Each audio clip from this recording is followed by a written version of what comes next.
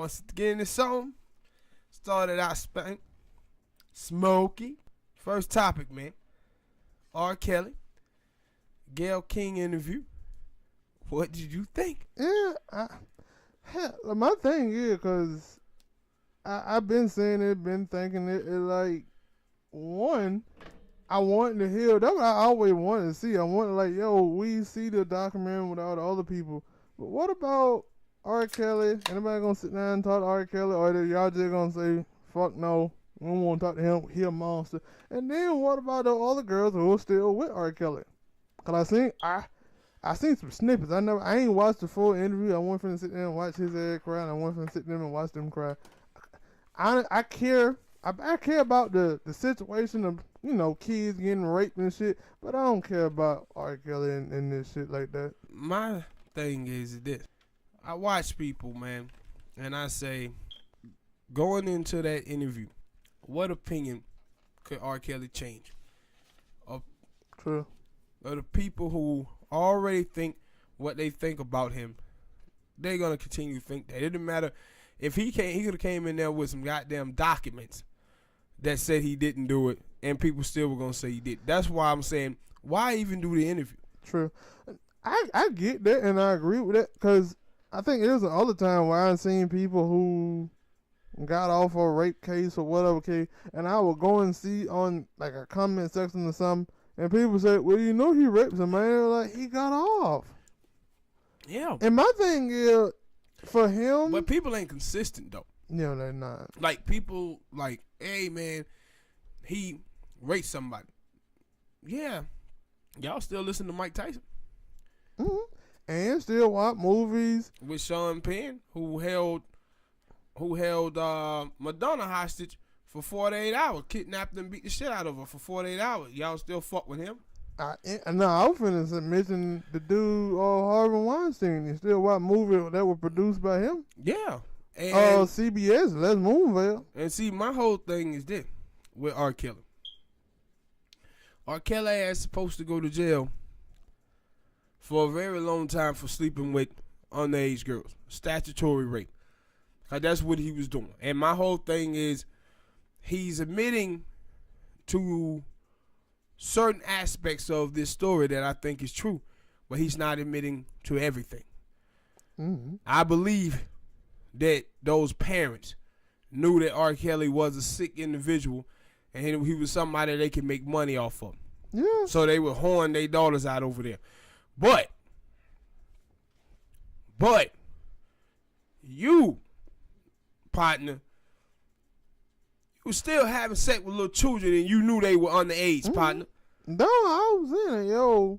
Because I see people who, like, when people say, bring up that, yo, the parents brought their kids to some.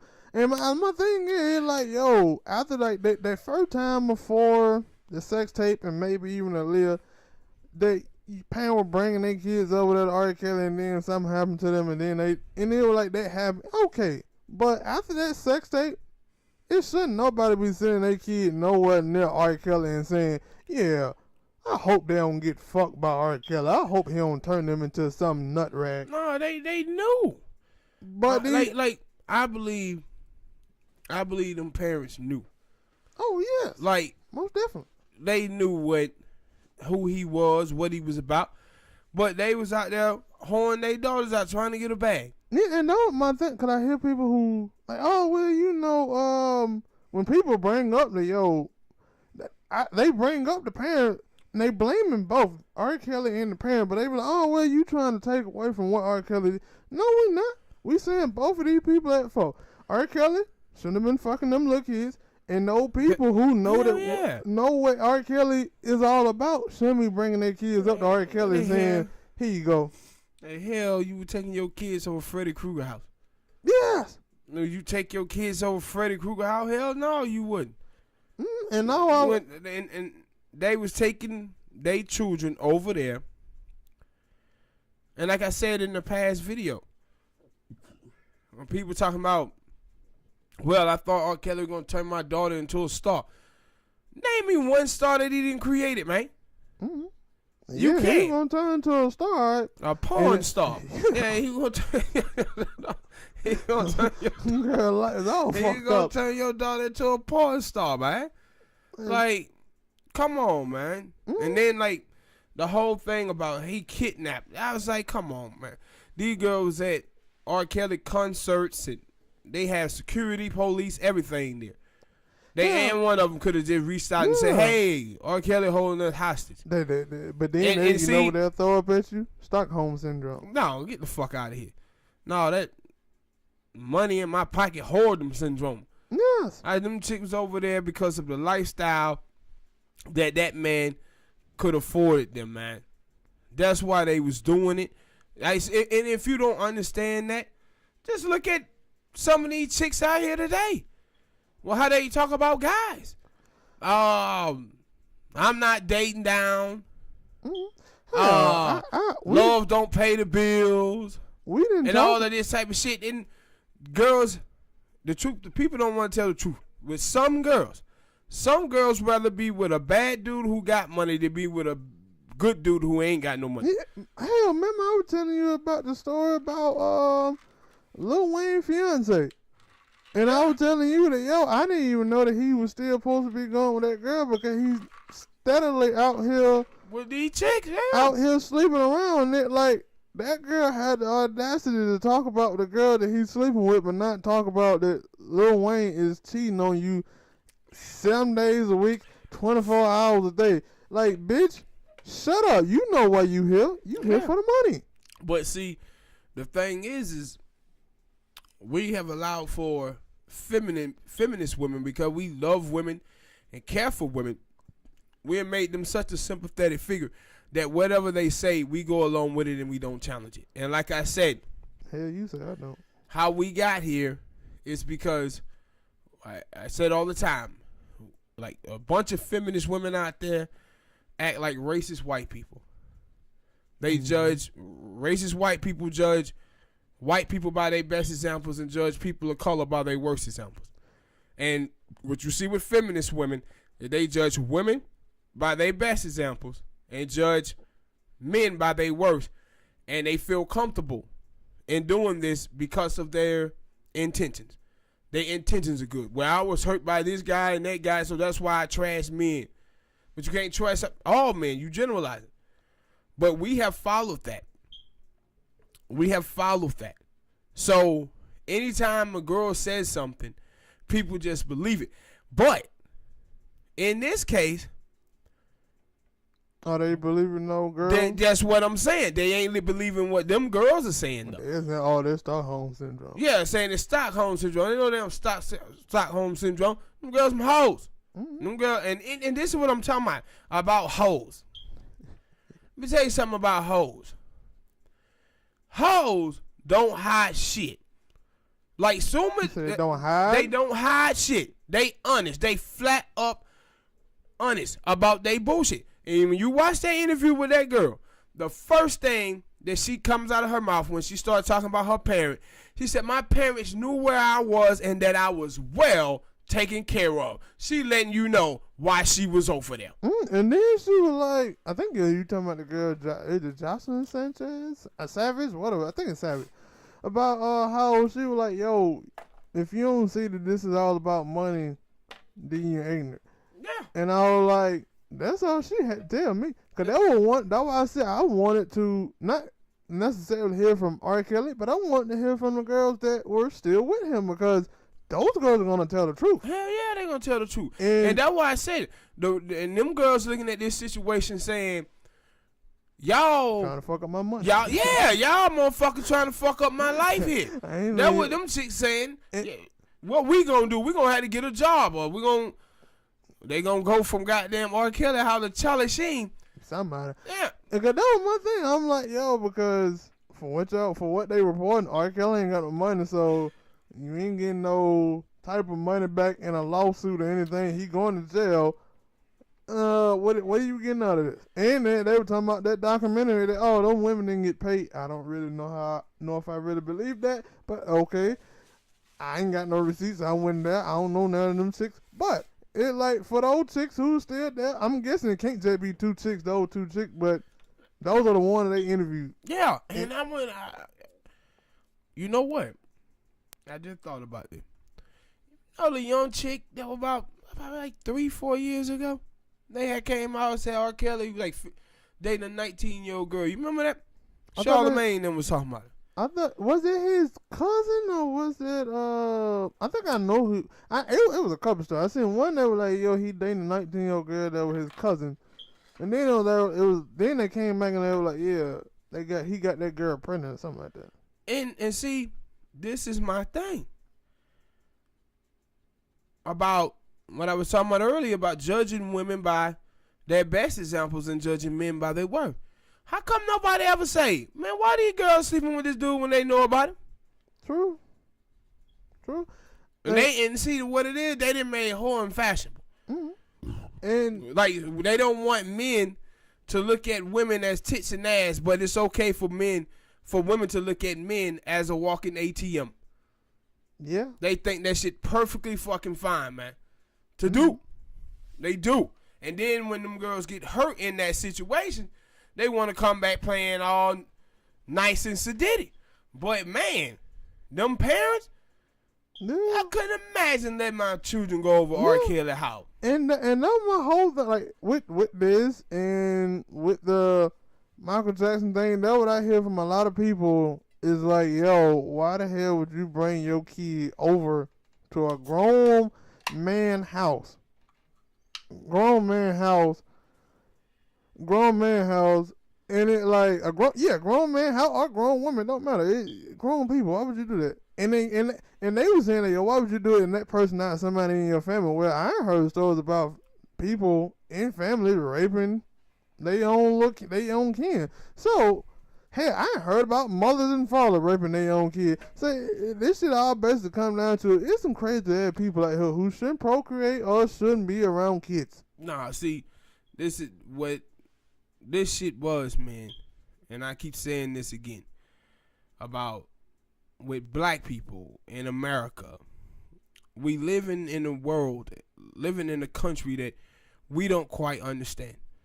We don't understand what it was and to the degree that white supremacy have fucked us over. And I was telling you this a while ago about the AIDS and HIV epidemic in the black community.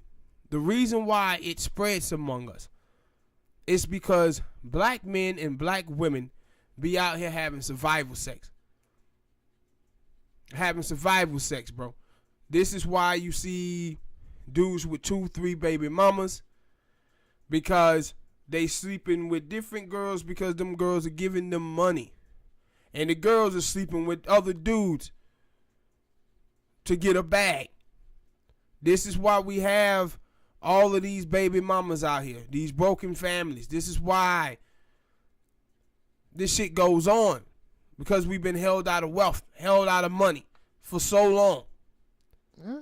That you have people having survival sex, and that's what them young girls and their parents was doing over there with that freakazoid. And that's why I said this whole thing, man. It reminds me of I was reading this story. We're reading shit. That was motherfucker. Shut up. No, you wouldn't. I'm reading this story about the young lady that was at 9/11. Young black sister.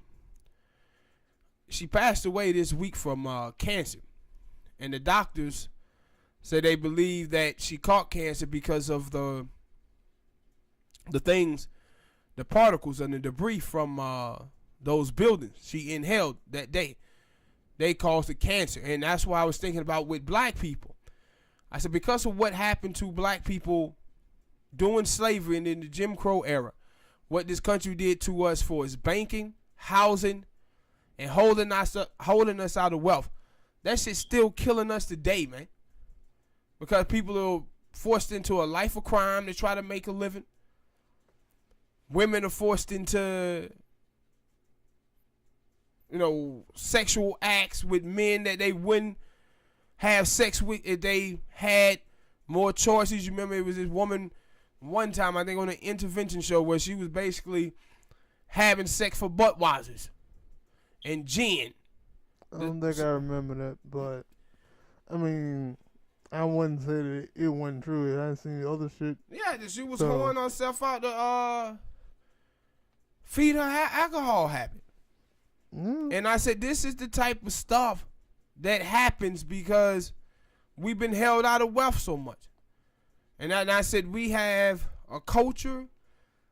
I told you about hip hop. Hip hop teaches a hooker and John mentality, where men have marginalized women down, tits and ass, and women have marginalized men down to an ATM, bro.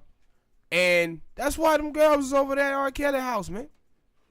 And that's the reason why they parents sent them over there. Hopefully they didn't get touched, but just in case they might have got a little something, we can get paid off of it. No, and them girls, what it is with them girls got greedy. Them girls were like, damn, my parents, make sure you keep giving us this money. Got this Gucci beside you. Yeah, here cut their ass off, them parents. And I said, this whole thing stinks to high heaven. Yeah. Shit sad as hell. And that's why I said with him though, this and he just an idiot. He an idiot, and I think a lot of people who paying attention to this story and commenting on it are idiots too. Because if I look, I don't understand how the hell you can tell me a dude had a videotape and he held on to it for 18 years of R. Kelly sleeping with his niece underage. That nigga was hustling. And now I was like, cause I didn't know where I didn't know where the first tape came from, and what is it, 2 or 3 more tapes? I didn't know like how the hell they would find these tapes, and you saying it was a dude, and I'm like, yo, that dude if that dude had all the evidence, why he didn't show all the way back then? Yeah, because I'm pretty 18 sure years ago that shit would, and especially after that first video, it would have. You would have had no R. Kelly. It wouldn't have been no R. Kelly. You would have been locked up way back then. In no way you could show 3 or 4 different tapes. But I don't even think he would have been locked up then. Like now, I'm not confident he gonna go to jail now. Well, he in jail for child support. But yeah, but I'm talking about for this shit. I ain't confident in it because one, them girls didn't file. All of these girls ain't never filed any charges against him. And I'm telling you, I believe these girls are whores. And they doing this shit for money. So if he comes up here with a check, you think they gonna turn it down? Living in poverty? The rest of the girls took it. And that's why I said that's why the whole thing stinks to high heaven. Hoes with a dude with a sex addiction. Like I said, I wanna hear from. Like we hearing from, that's my thing. I guess we're gonna talk about that later in the next topic anyway. The documentaries and shit. I want to see the Les Moonville documentary. I want to see the Harvey Weinstein documentary. Man, you ain't gonna see that shit. That why you ain't gonna see that. You ain't gonna see it, man. I'm telling you. The Beckys, always using black women. They use black women and black women attention seeking, man, to shift. Like you had almost 50 white men who was accused of rape or sexual harassment, and they ain't said nothing. That's why the white girl online, she said, is it me or is it that? She said, what is the difference between the Kavanaugh hearings and this R. Kelly interview? She said, do we have an easier chance of convicting black men of these type of things, but we don't convict these white men? She said, because nobody seemed to be talking about Epstein and Harvey Weinstein anymore. No, because the reason why is because them white girls ain't talking about it no more. But with black women are getting attention out of this. They are being seen as the victims, and they loving it. Cause when you brought that up, it made me think about Rose McGowan. Cause for a while, Rose McGowan was still out here with that Harvey Weinstein, and then she just disappeared. All of them did. And you missed that. You mentioned that dude last moon, right? The Me Too movement. The Me Too movement is out here saying, cancel R. Kelly, stop listening to his music. The Me Too movement took $20 million from that dude last month. Then no, they took hush money. Yes. We'll shut up now. Yeah, $20 million. But meanwhile, R. Kelly, broke, fucked up, jail. Cosby, jail. Digging up Micheal Jackson from 10 years ago. Mm-hmm. But all the white dudes done got away with it. And know how? And know why? Them playing on black women. Playing on black women emotion. They ain't even paying attention. Wait a minute, the white dudes are getting away with this. No, but that one I said Washington Nation, and they had Brett anyway. I think or Brett. And she had brought that up, and she was like, "Yo, I had like, yo, we still talking about R. Kelly and this shit, but what about the other dudes who have been out here raping women? We know this. What about these? Like these dudes that disappeared." And I forgot all about that dude, the dude from Seven Heaven. I was like, if we're going to talk about R. Kelly and him raping little kid, that dude got hit with a sexual assault of a kid as well. But and see, and this is why. What the after name, he came out as gay after he got hit with that shit. Kevin Spacey. Yeah, Kevin Spacey. I ain't heard nothing else about it. And see, this is my whole point about this. See, people say, hey, they ain't talking about these white guys no more. I said, yeah, but guess what?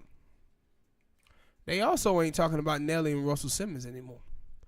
And you know the reason why Nelly and Russell Simmons ain't getting talked about?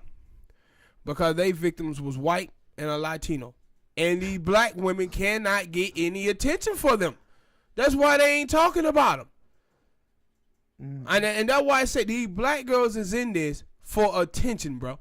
And like when you saw the interview with Gail King. I'm thinking about Gail Kim because I saw some news this morning.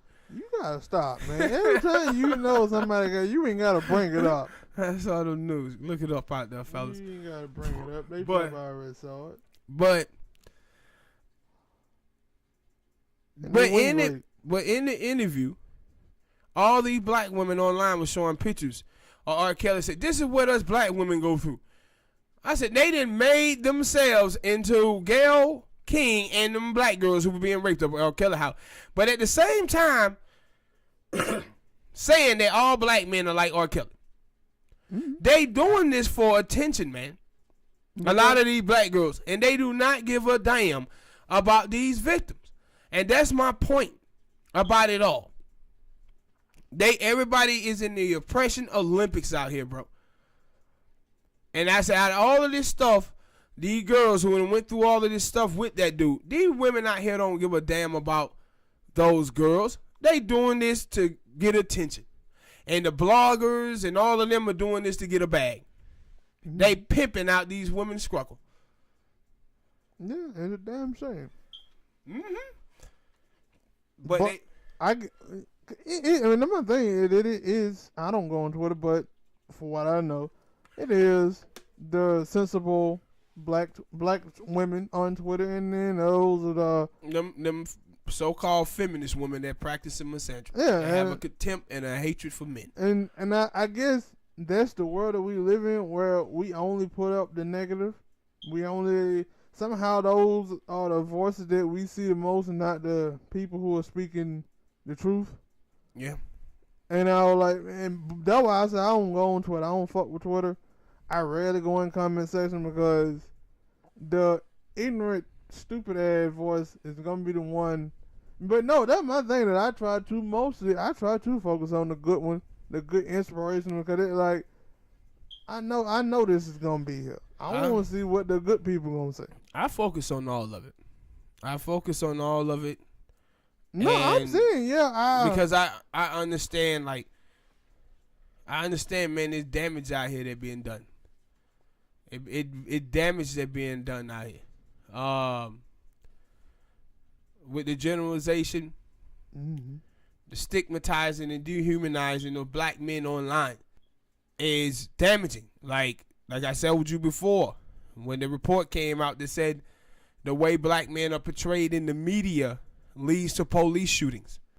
With all of these girls who practice in misandry looking for attention from white women and trying to compete in the oppressing Olympics with white women, what does this stuff do for a young black dude who's 14, 15 years old to be online and constantly hear black men suck, black men trash, black men the weakest thing? The same type of shit that fucks with women mindset when they constantly being heard and told that women are whores, women are sluts, women are skanks. And not just, and people don't do this as in individual cases. Like, that's the problem I always had with men. When with men, a name like whores, calling women whores and sluts just became another name for women. Yeah. Well, a lot of dudes, like a dude, I remember this dude had did this video where he was like, yo, I got these hoes over. And Charlotte was like, I ain't no hoe. He was like, oh, no. I didn't mean it like that. I was just saying, like, girl. She was like, no, but you called her whores. Mm-hmm. And no, I try not to say that, because sometimes when I'm not on this show, I say the word hoe. But when I said hoe, I said about dudes, I said about women, I said about cats and dogs. Yeah, but see, the point I'm trying to make here is that guys who started that shit was dudes who had been played by a woman. Mm-hmm. Woman left him for somebody else, and he internalized his pain incorrectly. So now he's out there just calling women bitches, hoes, and slut. But that shit get passed down. We around guys who say this shit, and we just say it to girls. Say it in any environment, like you said. I call men whores. I call men bitches. Yeah, but when you say it to girls, they don't understand that. They hear it as, you putting me down. Mm-hmm. And that's how the girls hear it, and that's how they supposed to hear it. That's how they supposed to hear it, and we have to get better at not doing that, generalizing about women saying hoes and bitches and sluts and shit like that. Now, you had to point out an individual. Yeah, no, when I do, that's what I was finna say, that when I do it, I don't come out and say, yo, these girls are hoes. I say, oh, that chick there who we were talking about, or that dude there is a hoe. Because I know there's some good chicks out here, and I know there's some bad chicks out here. Just like there's some good dudes and bad dudes. Hey, I'm going to call that person who did it. But the thing is that women don't want it that way. See, the thing you see with some women. But they going to have to get it from me. Some women be like this. Don't slut shame. Men are nothing but dogs. In the next sentence, you just slut shame men. Mm-hmm. You just slut shame men. And that one, when I see that, I be like, hold on, wait a minute. Yeah. And especially like when they see somebody on Twitter, or I do read a comment on Twitter or a comment section that like, or I see somebody doing an interview and they're like, wait, am I the only one who paying attention to that person that did a double thing? Because they say one thing, but then they come right back and it don't make sense. Yeah. And then I look at the interview or look at the people in the comments and like, nobody caught that. I'm the only one who caught that. Yeah, and I'm telling you, like when you online, man, on Twitter, and you see some of these women who call themselves feminists, and I always say call themselves feminists because I don't want to generalize feminist women, because I know what these women are. They're not feminists. They're practicing misandry, but they call themselves feminists. But if you watch them, anytime they say something stupid and they have to engage with other people, the other people shut them down so easily and so quick. The stuff that they say, they can't back it up. And they go to trying to change the subject, and they start weaponizing their gender by calling you sexist or misogynistic. Mm-hmm. But when you say something, you got to be able to back it up. And they can't back their stuff up, man. It almost like when you see dudes who in rap battles, and they say something, and a dude come back and they say, yo, man, you gay. What? That what you got? Mm-hmm. That what you got? To come back and say somebody gay? That's when you know you lost a rap battle. When somebody start calling you gay. But next subject, man. The Micheal Jackson documentary. What are your thoughts on that this thing is being dug up 10 years after Michael Jackson passed, and that this dude came out, huh? Which one you talking about? What dude? I'm talking about both of the asses. Yeah, no, I was gonna say that too. But comes out 4 years after he died, and saying that Michael raped him, but during the trial and everything, he said he didn't. But I was both for it because it kind of go together with the R. Kelly. I've been seeing so many people who talking about this documentary now and then the documentary with R. Kelly, and that's why I said I want to see, like, yo, they're gonna do a Les Moonves or Harvey Weinstein because it like, yo, y'all, I mean, I leave for that Michael Jackson. I think I was around. Yeah, I was around, and I think I paid attention to it a little bit when it was going on. I watched it, and Michael didn't do himself no favor coming to court in the goddamn pajamas. that motherfucker was in his pajamas, man. See, I don't remember that. But my thing is, like, yo. That when they would call that nigga Wacko Jacko. I think Nancy Grace came up with that shit. Of course. Goddamn Wacko Jacko. But it's like, yo, y'all mean tell me y'all needed a documentary cause that's what I'm getting for a lot of people. Like, yo, I'm pretty sure the old people watched that court thing with R. Kelly and with Michael Jackson. Like, if you didn't come away from that thing with all the evidence and other things that went through to say whether you thought they were guilty, it took for a damn documentary to change your mind. Yeah, but my thing is when I think about, like, with him, like, I think when people actually know about Michael Jackson's house and the layout of his house and what was really going on pertaining to his house, I think people will have a different perspective on it.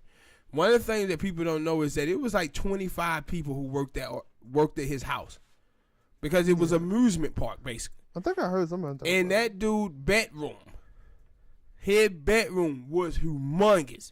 It was damn near the size of people's apartments. So when Michael was there, he wasn't the only one sleeping in the room with those children. It were other adults in there. This is what Corey Feldman came out immediately after that documentary and started saying, like, yo, that stuff is bullshit that they say. And I was finna get into that because Corey Feldman and Macaulay Culkin, two dudes who were child stars, who were best friends with Michael Jackson. I said they kind of took Macaulay Culkin what he said and like, hey, maybe we should listen. But with Corey Feldman, they wanted to dismiss what he said because he supposed to be on drugs. And they were like, I remember the time when he was on The View and he was like, yo. Yeah, when he was trying to tell. Yes. Yeah, and Barbara Walters, well, you trying to do a industry. But no, she was mad because he was talking about white people. Yeah. Yeah, that's how I'm telling you because right now, if you look at R. Kelly, whether you like Bill Cosby or not, I don't. And Michael Jackson, and because they did go after Russell Simmons, it died down.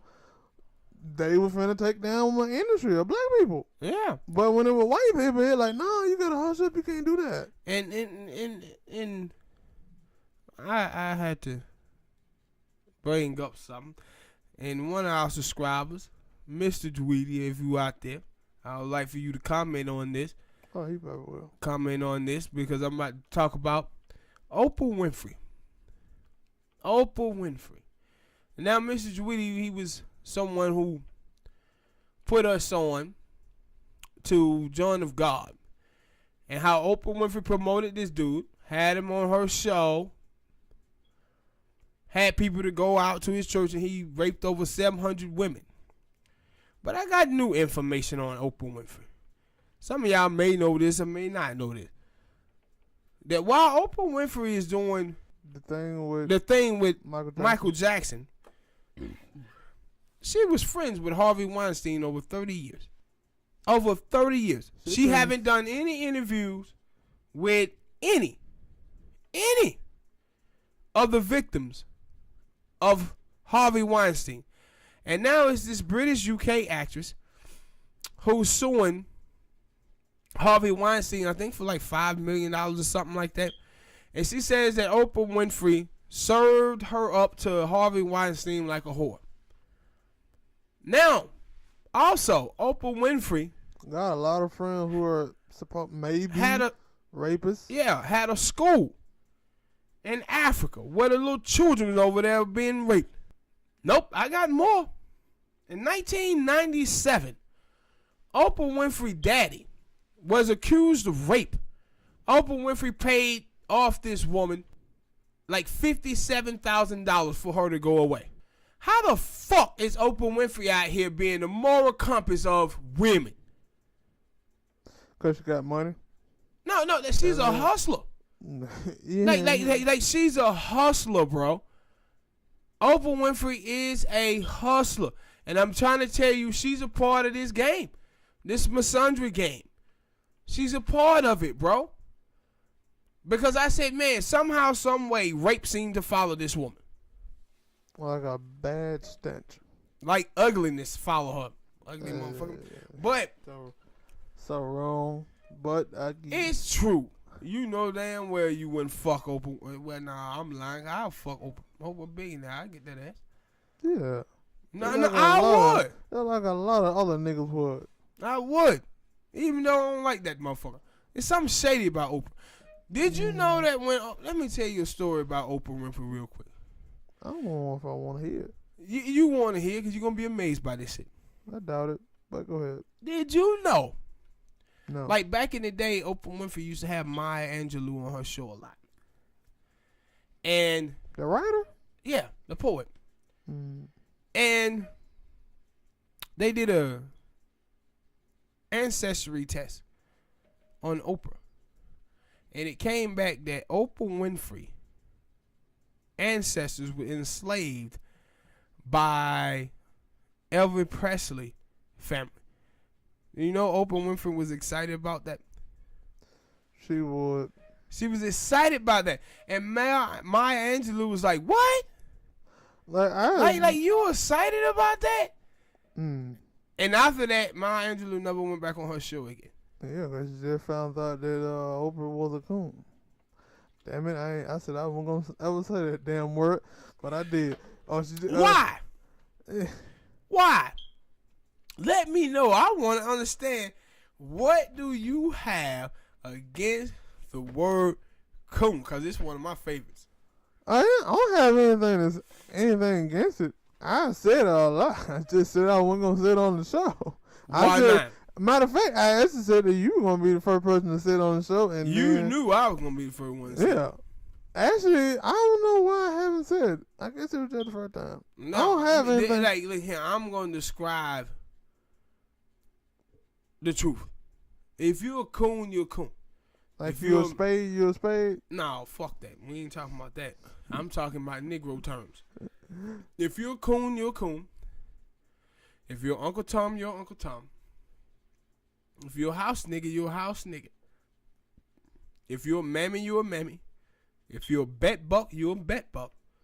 And if you're a goddamn bet wrench, you're a bet wrench. That's what you are. Accept what you are. But don't get mad at me for telling you don't be like racist white people. Racist white people have a problem with you calling them racist, but they don't have a problem with being a racist. Yeah. And I'm going to call you what you are. Like the great prophet said. Stephen A. Smith. If it walk like a duck and quack like a duck, it ain't a goddamn mongoose spank. He have hit coon moments as well. Yeah, he a coon too. But that's the stuff with Micheal Jackson, man. I can't believe that after 10 years he been dead and here we go again. Mm-hmm. And it's funny because like we had the thing now I don't do that, but you had the thing of believe all women. I don't. I believe that shit's dumb as hell. And that's what I'm telling you about feminist women. I listen and I wait for evidence. And with that dude, I think his name is Wade Robinson, because that one of the dude, they were like, yo, who keep changing up his story, and it like, And I think also a thing of believe all victims. Yeah, I heard. I think it was Charlamagne who said it. Believe all he said believe all victims and then believe all evidence. So that's stupid as hell. Yeah, like you can't believe all victims and then believe all evidence as well. No, you never believe any victim, any person who tell you that they're a victim. What you do is every victim deserves to be listened to and heard. Yeah. Not to be believed. And all of y'all folks out here who believe everything that you see and hear, especially y'all dumbass black folk, I want you to ask yourself, where were you been when that white woman said that Emmett Till touched her? What would you have believed? Because by now, y'all would have been on that white woman's side who said Emmett Till touched her. And y'all would have been out here trying to justify what them dudes did in killing him. Well, he did touch her, though. He touched her. Nah, man.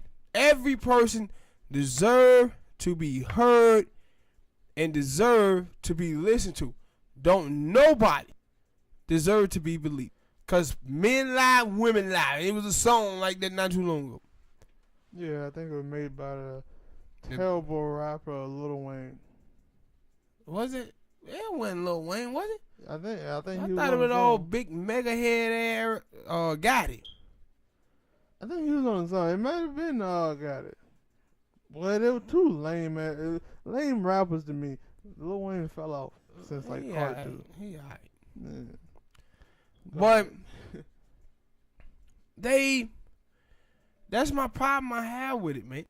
Like, yo, they to put black men in the limelight, they dug up R. Kelly and Micheal Jackson. And I get that my thing. One of my things, like I don't, like I say, yo, I do believe R. Kelly did some of the shit that he has done. Yeah, and that's what I'm saying. I'm 100% telling you that nigga deserved to go to jail. Yeah, I know, but my thing, and what Michael Jackson and Bill Cosby, like, yo, those guys did that, bang, get him, you got him. But I'm going to need some consistency with the white dudes who do the same thing. Yeah, and see, this is the thing about it. When people try to say, y'all, man, y'all trying to protect him. No, man, we being consistent. This is what we were saying in the 1980s when they was giving black men 15, 20 years for crack cocaine while letting white guys go home for cocaine. That destroyed a generation of black men that left our sisters at home with children trying to care for them by themselves. That's why I care about this type of stuff. When you start letting this type of thing go on, black men get locked up and been sitting away for 20 years while the mothers of the children that sit home. And the women, our ladies out there, our sisters be catching the brunt of this. Now all of these dudes like R. Kelly, all these niggas deserve to go to jail. But the white ones do too. They deserve to go to jail too. And that's my thing, like, yo, with that, like, the whole thing, like what we talked about, like, yo, the women who were raped by Harvey Weinstein, they came out and they did their thing. Now, they ain't went away, in a way. No, all of them went away. Most of them. I don't hear nobody talking about the motherfucker. But for the black women, it like, yo, you can talk about, because it wasn't just Harvey Weinstein just raping white women. He raping black women, Latino women. And they all came out and they all talked about it. But then with these dudes, with R. Kelly, other people, it like, no, we only gonna talk about those dudes. Yeah, but see, the reason why that is because what I always told you about my sisters. Where they conceited. That black women are conceited, black women are arrogant, and black women think everything is about them. So black women don't talk about these black dudes because black women they only date black dudes. So they don't give a fuck about what white dudes are doing to white women or Latino men are doing to Latino women. What they care about is only them. But they don't understand that they are making black men the face of the Me Too movement. They don't understand that that's what they're doing. And you know why? What I just told you earlier. They're moving off of their intentions. Because their intentions are good, but their execution is bad. And come on, I get my reason for that though. It's still because it's like, yo, when we see this thing with R. Kelly, Michael Jackson, whatever, you get dudes like that. That what I'm because I see some women who act like, yo, black dude, when this stuff happens, black dudes go silent. They're not out here protecting them. No, it's black dudes out here who like, yo, that dude R. Kelly is trash. Who like when Fab? Yeah, go ahead. And when all this stuff happened, like, yo, even when it's a white dude, we come out and say, yo, these dudes are trash. These dudes need to go to jail, but y'all are acting like, nah, we just sitting over here like, yeah, we still. But you know what? One of the problems with black women who say black men don't protect us. Part of being protected is listening. And also, because the thing is, black men are always trying to tell black women about guys. We've been trying to tell black women about guys ever since we was in high school. Don't date this guy. Don't date that guy. They don't listen. Mm-hmm. So part of being protected is listening. And it ain't always when you in a situation where someone is trying to fight you and a dude step in and break it up. Protection is also when someone is trying to talk to you about a situation you telling them about and you listen to them about it and take in what they say. And that's not what black women do. See, the thing is, we ain't gotten to this situation now where this strong black woman thing, it then became a cancer. Everything flips eventually. Now it's about, I don't have to listen to you about nothing. I can do what I want to, and then when they get themselves in bad situation, they want to go around and whine and complain. And complain about shit. That's what's going on now. But it's a part about, listening to someone when they trying to tell you something for your own good. And that ain't just with black women, with all women. Mm-hmm. All right, man. Next topic, Roseanne called the Me Too movement women whores. And Roseanne believed women shouldn't be president. What you think about that? For the second one, it kind of, when I saw it, I was like, really? Roseanne, don't I remember, if I go back, didn't you try to run for president? Yes, she did. About like 2006, 2008? And so now you saying women, and those are one of those things where you look at stuff and you like, am I the only one who paying attention to this and forgot about that? Or not gonna mention that? Because when I saw it, I was like, wait a minute, Roseanne, didn't your dumb ass run for president? So now you gonna come out here and say, now that you didn't win, or didn't even get close to winning or anything, you gonna come out and say, yeah, I don't think women should be president because they too emotional. Well, I do agree that they too emotional. Shut up. But yeah, we can debate about that. But my thing is, it like, yo, when you saying that when your ass was up there trying to run, or is it now? It's like, yeah, I ain't trying to run no more. Fuck it. These chicks out here who running for president, they shouldn't win. They too emotional. They lead by emotion and not with what strategic logic. Or that. But for the Me Too movement, it was kind of fun because she tried to come back and try to like clarify what she said, but then she's still like, nah, I still no. And what she did was she generalized about all of those women stories. Mm. See, some of those women's stories all of those ladies' stories were different. She took the ones who talked about how they went back to a room with a guy and the guy started doing all this stuff, and she said those girls was whores and trying to advance their careers, and some of them girls was doing that, but that wasn't all of them. Mm-hmm. Like Harvey Weinstein and a lot of those dudes were predators. Cause I think what the whole thing was, if you walked in a room, you telling me you couldn't just get up and run. I was like, this is the same thing that Pamela Anderson said. Yeah. Pamela Anderson said similar things to Roseanne and Lindsay Lohan as well. And that's why I said all women wasn't on this Me Too movement bandwagon. I forgot what she said that she thought the woman who actually did get raped and wasn't there to try to advance their career, what they should do. I don't think I read it, but it was like, all right, Roseanne. Did you hear the comments from her ex-husband though, Tom Arnold? Shit, he always. You remember the dude? His name was Rosen. He was the dude. Remember he played on. He was on Married with Children. And he was supposed to be like a angel.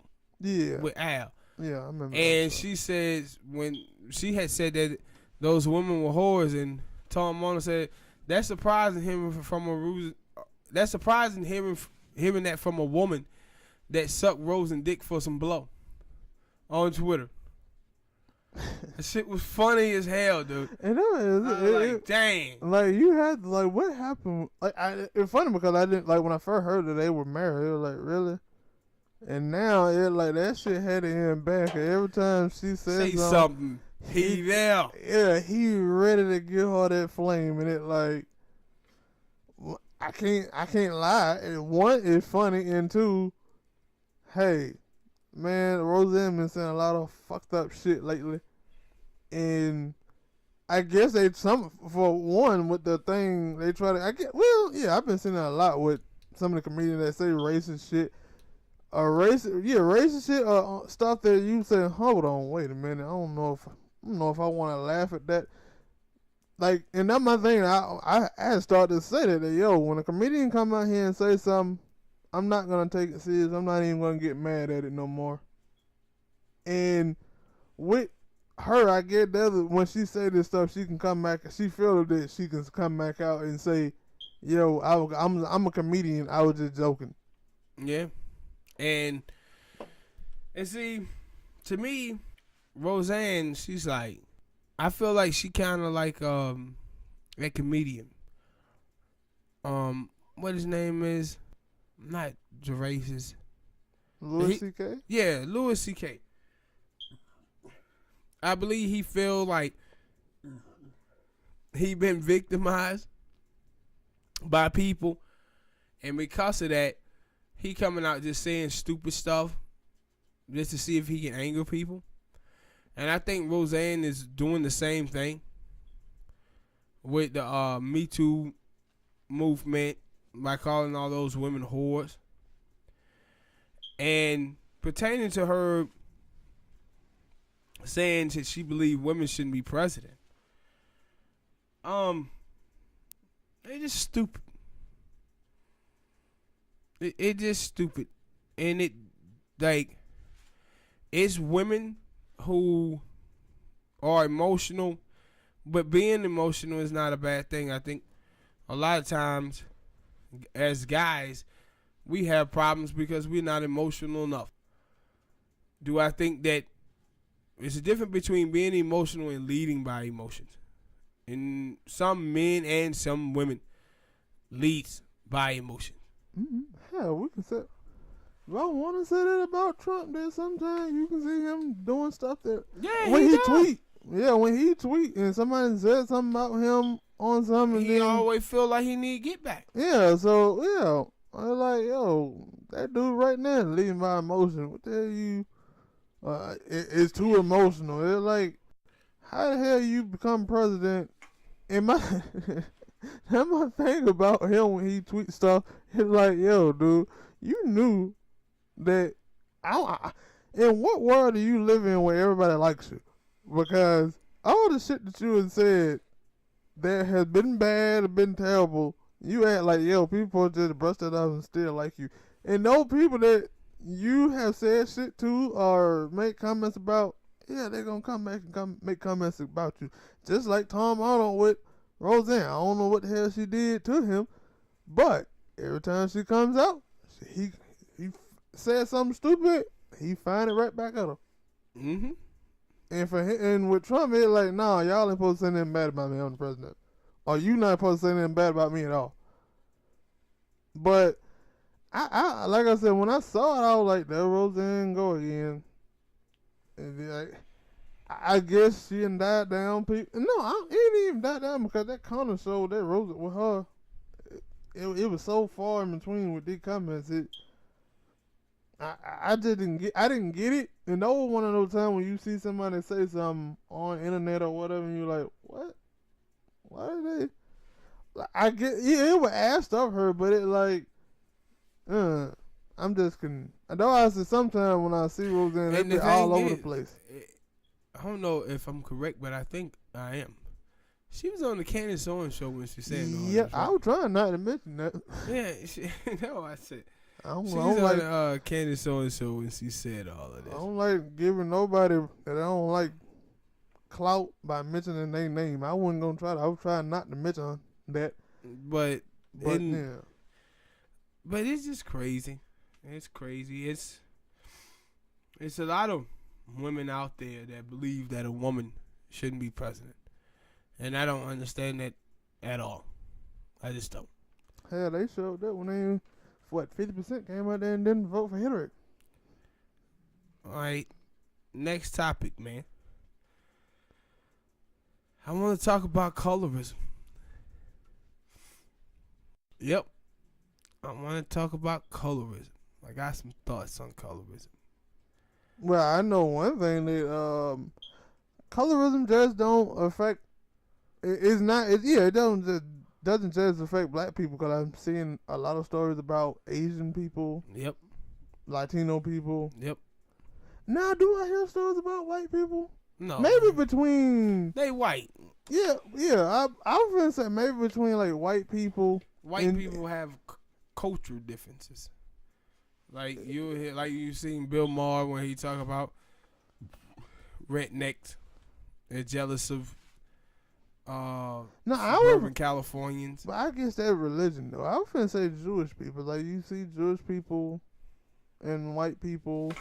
Nah, that's religion. Yeah, that's why I said I think they're religion. But yeah. What I want to say about colorism is this: when you watch other people colorism, like you mentioned Asians and Latinos, they talk about treatment. They talk about people putting them down and saying stuff to them and stuff like that. But then you never hear like black men talk about colorism. But with black women and their colorism. Okay, we make jokes. Yeah, we make jokes about it. Black men do. We won't take it seriously. But with black women who talks about colorism, it's always in the dating department. Yeah. And the thing is about these black women are so arrogant, so conceited that black women can't admit. Some of these black women can't admit when they ugly. That's what it is. They can't admit when they ugly. Because you got all of these dudes. And see, this is the problem. When you see these chicks will poke fun when they see a black man with a fat white woman. It's no anger there. It's no anything. But they only talk shit when they see an NBA player or a rapper or an actor with a white woman or a Latino or Asian woman. And say, well, they with those girls because of colorism. No. Some of y'all chicks are just ugly, man. Let's just be honest about this. I think what you were telling me, reading some of the tweets that you were seeing from crazy people, when it were like light-skinned chicks who were kind of sticking up for black dudes or whatnot in certain instances, and no black dark-skinned chicks would get mad at them for that. Yes, but and they were like, they all black, right? I'm telling you, every single time you see a woman who says bad things about black men online, it's always an ugly black woman. And then you had checkers say they got a flag. Yeah. But it's always an ugly black woman. See, other people who are ugly, men, women, white women are ugly, they show more tit. or try to show personality, character, morals, or anything like that. I never But noticed that, but they do. They always twerking, shaking ass, everything. But black women are so arrogant and conceited, some black chick, ugly black chick, that they make excuses for when you don't like them. That's almost like chicks who say, if you don't show them attention, they be like, oh, he gay. Yeah, he gay. It has to be something wrong with him that he's not all over me. And with these black girls, they don't want to admit that they ugly. See, they never point out the fact that 95% of the NBA players, wives are black. 80 to 90% of the players in the NFL, wives are black. And all of these dudes dating these women, some of these women are dark skinned. Like LeBron's wife is darker. Dwayne Wade, darker. The thing is, they ain't ugly. They ain't ugly, man. I think Russ, old lady, is dark skinned as well. Who? Russ Westbrook. Yeah. It don't really matter. But these girls are ugly, Spank. And they can't admit when they ugly. See, Biggie Small once said, I'm black and ugly as ever, however I stay Gucci down to the south. And what Biggie was saying is, yeah, I'm ugly than a motherfucker, but guess what, man? I got this bread and I can get this Gucci. Mm-hmm. So I can prove these chicks. But black women are so arrogant. Some of the ugly black women are so arrogant that they just can't admit when they ugly. And try to show personality, character, morals, and value to try to pull a dude. They act like nerd dudes. When nerd dudes be sitting out here, don't want to take any accountability that they lame, but sitting around here talking about, oh, these girls like bad guys. No, dude. They like guys who are fashionable. Because they very stylish. And you sitting over there in your Pokemon shirt and All-Stars and Chuck Taylors. Yo, Chuck Taylors, man. Chuck Taylors all right. Not with a dude with a Pokemon shirt on. And these dudes, and that's the same thing you see from these girls who we out here talking about. These dudes don't like me because of they got self-hatred.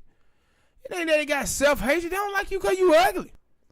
You ugly. And you know the worst thing in the world is an ugly, arrogant chick. Because when you see an ugly, arrogant chick. Well, that's a lot of, I get, that ain't a different topic, but it's. Jamela Lemieux. Jamela Lemieux is an arrogant, you don't want to. Buckety Beaver. You don't want to see her. She an arrogant, ugly chick. That's the worst type of chick you can have, dude. Is an arrogant, ugly chick. Cause arrogant, ugly chicks. She don't come across this video and be pissed off. I don't give a flying fuck. I don't give a baby monkey ass if she see these goddamn vid.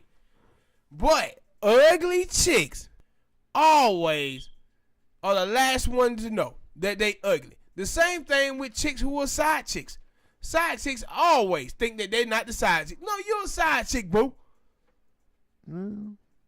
And see, my whole thing is about colorism. Is a lot of my sisters out there face real colorism for its jobs and modeling opportunity. But these girls out here marginalizing this shit down to dating, man. Mm-hmm.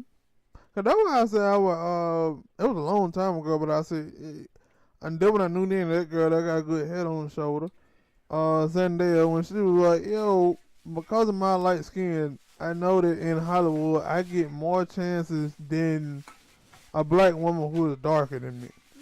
No. Zendaya get more opportunity because she's a bad mama jumper. Well, you can say that too. Well, no, it is some dark skinned black women out here that I don't see. I see them on like some one thing and then I don't see theirs no more. But I'm saying, you have also dark skinned black women who shine. Like I said, black girls out there who shine, who do their thing. Like Zendaya is a beautiful, beautiful girl. Angela Bassett, beautiful, beautiful girl. Regina King, ain't dark, but she darker. She does her thing. Viola Davis, what her name is, Octavia Spencer. Octavia Spencer. They do their thing. But ugly chicks don't. And black women who are ugly, they have a problem with people telling them that they ugly. They don't want to realize you ugly. Don't blame the old people, blame your mama and daddy. The old saying, you need to slap the son bitch who made that child. I don't. That one of them bless your heart children. You know them old grandmas in the church, and when they come in there with the baby in the stroller, and they pull the cover back, and they be, oh, bless his heart. That's when the old grandma telling you that your child ugly. I guess them niggas that just don't care. But I think dudes do that too. Who are ugly, who are dark skinned and ugly. But our friends say, well, yeah, you don't see what? No, that's what our friends say though. I was like, you don't see Flavor Flav out here. No. Good man, or Lil Wayne, or Birdman. Yeah. Hell, I can name some other people. You don't hear them ugly niggas sitting around here whining. Why? You know why you don't hear that? Because them dudes use their money and other attributes to pull ladies. The thing is, Welvin. The thing is about ugly women is that they arrogant and they think they all of that, so they don't feel that they have to use other attributes. And then when other people don't like them, they just say, oh, it's because of colorism. No, it's because you ugly and you got a stank ass attitude on top of it. You out here with all these standards when you look like a crusty pinky toe. How the hell you gonna have all these standards when you look like you smell like a navel? That's so. You can't be out here with all of these goddamn standards when you fucked up. Why do navels stink in the first place? You sweat, fool, and then they start to stink. But no, I done seen cases where people say they take baths all the time and watch that and they fuck. stink. If your ass sweat, that navel gonna stink. I said like ball sacks. Asshole. You know, with asshole, you can go in there and like shower. Yeah. You go shower and then you reach back there about 5 seconds later, it smell like shit. I've never done that, sir. Yeah. I've never done that, sir, so I wouldn't know. And you like, oh my goodness. You know one of the most horrible things you can do though? No, because I've probably never done it. Like, I guess you need to give it a chance one time. No, I'm not. You need to try it. No. Like one time. You damn freak. When you had to fart. Like put your hand behind your cheeks and fart and then smell it. That shit is awful. Why would I want to do that? I don't know. I'm experimental. No, that ain't no goddamn experimental. That's just freaky and nasty. No, that nasty shit, and freaky. Smell awful. It's like a deep fart too. No. It's like no.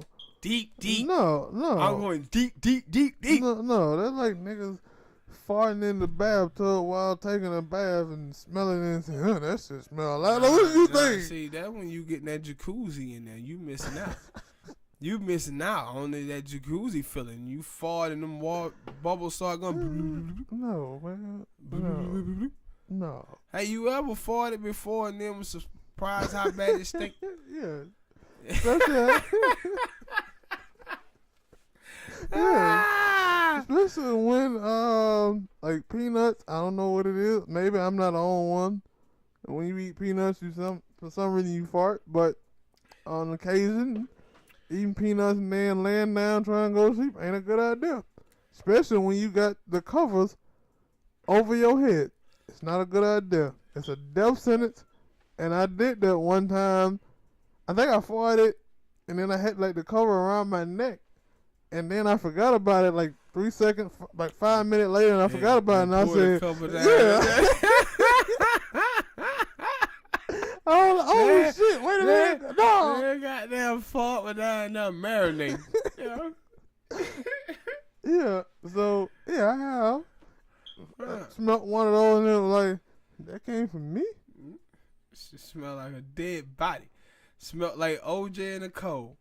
You going your goddamn quote. It smelled like OJ in the cold. Your damn quotes. But yeah, man. That's my thoughts on colorism. And for my sisters out there that really go through colorism, I feel for y'all. But the other chicks, y'all just ugly. And y'all asses need to get over it, goddammit.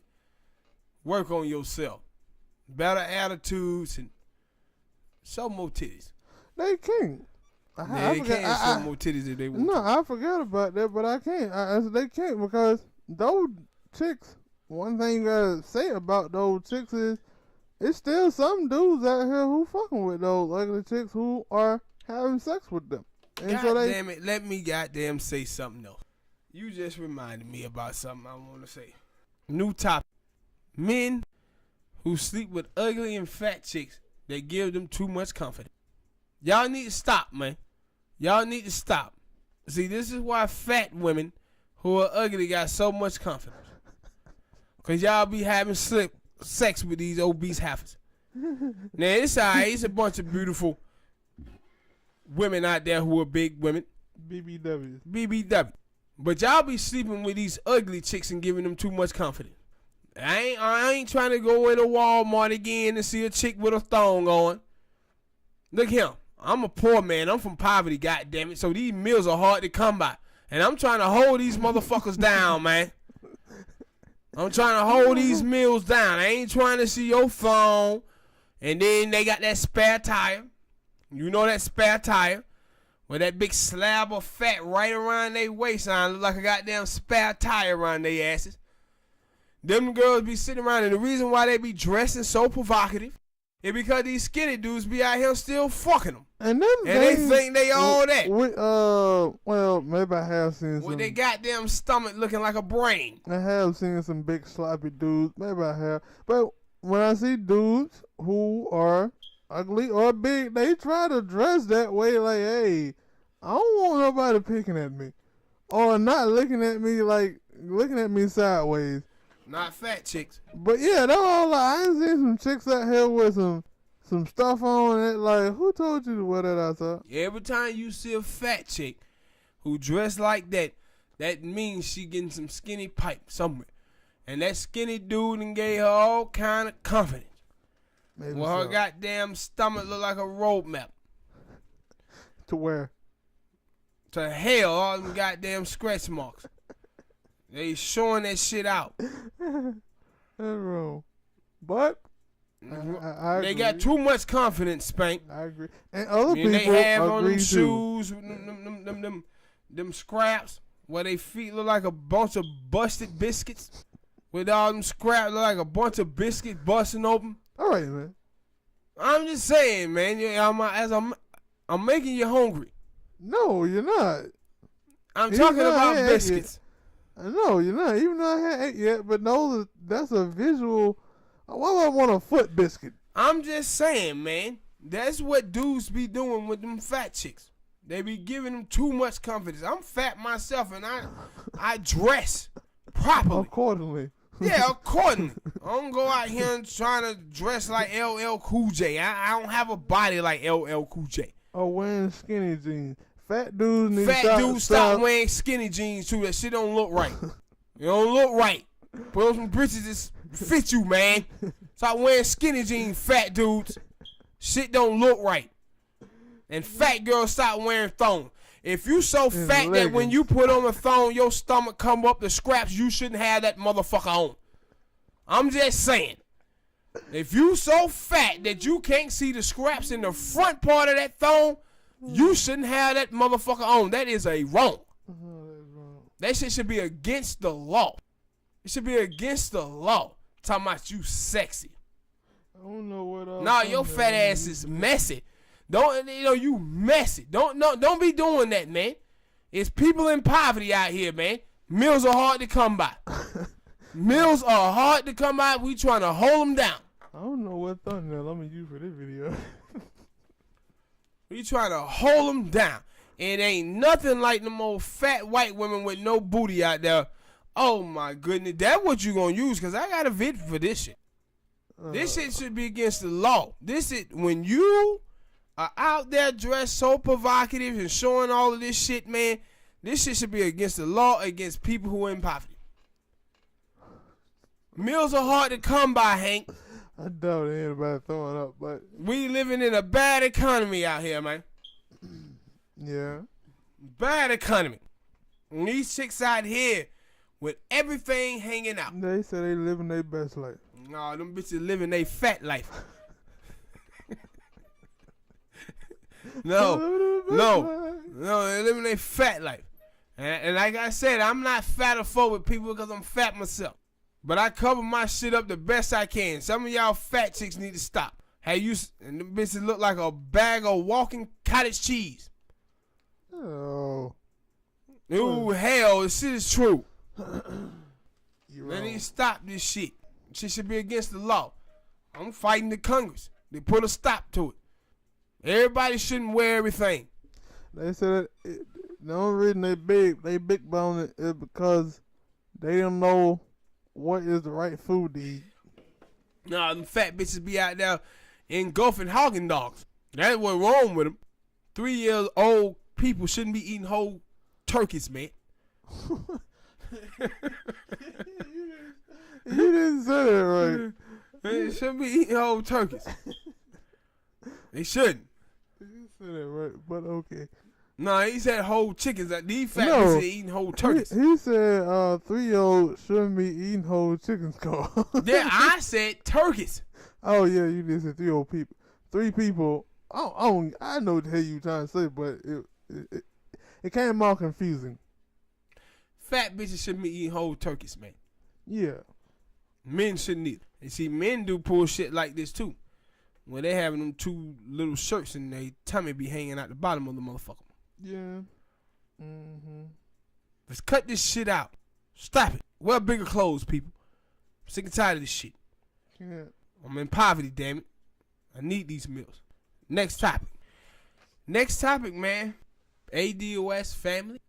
Congressman Clyburn say he's against reparations for black people. Now, the thing that's amazing about this is that a few years ago, Congressman Clyburn came out and said he was for reparations. And now he's saying that he's not. And one of the things that I want black people to understand out there is that these black politicians don't represent you at all. How the Democratic Party works, the Democratic Party works off assimilation. You can be with us if you espouse our ideology. And if you don't, we have a problem with you. That's what you see with them doing right now with Representative Omar. She said some things that white people don't agree with, and you see them throwing her under the bus for it. This is what the Democratic Party think about black people. When you agree with them, now they trying to throw her out. Meanwhile, in Virginia, governor is still in place. The other dude, he's still in place, who was with him. You have the Democrats had an opportunity to vote on Steve King to do something and punish him harshly. They didn't. But now, Omar, though, they going full throttle on her. So, Congressman Clyburn says, no, I don't think that reparations is something that should be used to end the racial wealth gap in the United States of America. What you know is that he did this and said this because Nancy Pelosi told him to. See, she comes out and she don't want that heat because she's a white woman. But she done told him to come out and say this. And you know this because he, 2-3 years ago, he said he was for it. He said he was for it. And my whole thing is, man, when you hear folks say stuff about being against reparations, man, and they're black, you have to understand that those folks are telling you that they willing to allow our ancestors to die in vain. That's what they do. And they willing to allow black people in this country to continue to suffer. Continue to suffer. And people like Congressman Clyburn shouldn't be in office. Black people, we got to get serious, man. We have to get serious about the future of our children. We have to save our children. But we have allowed the likes of CNN and NSNBC and Roly Poly, Rolling Mud. I can't hit that, which you could if you can give them a little bit of it. I couldn't hit it either. Roly Poly and these bots, Blacks on TV. We ain't allowed for these people, man, to get us to practice being the model minority and having respectable politics. And because of that, it have hurt us tremendously. Where we as black people haven't made any economic gain in 50 years. And the reason why, because we have allowed for these people to kill black politics. So what we doing now is what white liberals say. And let me tell you something about Julian Castro, what he said about black women. He said, black women, they fight for everybody, not themselves. They fight for every other group. And he absolutely correct about that. But that's the exact reason why we, as black people, sit in this position that we in today. Because we out here fighting for feminism, gay rights, immigration, abortion, all of this stuff, except for black. And now it's almost like you wrong if you say something about the treatment of black people in America. We have followed these white people's examples, man, and followed them. And that's what you see now. Like, my black people out there, you must understand something, man. They have assimilated us to whiteness. We cannot only go forward in this country looking at things strictly in the lens of race. Class matter too, black people. And a lot of these folks today that we think that represent us, they don't. They don't represent us at all. They doing whatever the white power structure tells them to do so they can keep their job.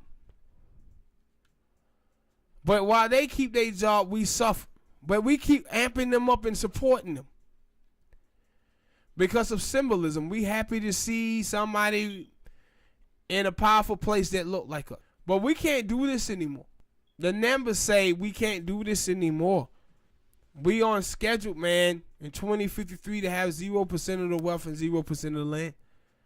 We can't do this anymore, black people.